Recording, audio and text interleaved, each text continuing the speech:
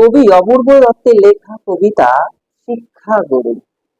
আমি যখন রোজ বিকেলে আঁকার খাতা নিয়ে আপন মনে ছবি আঁকি রং পেন্সিল দিয়ে, তখন আমার চোখের সামনে উঠোনে চারপাশে র‍্যাপিড বইয়ের 22 পাতার সেই ছবিটা ভাসে।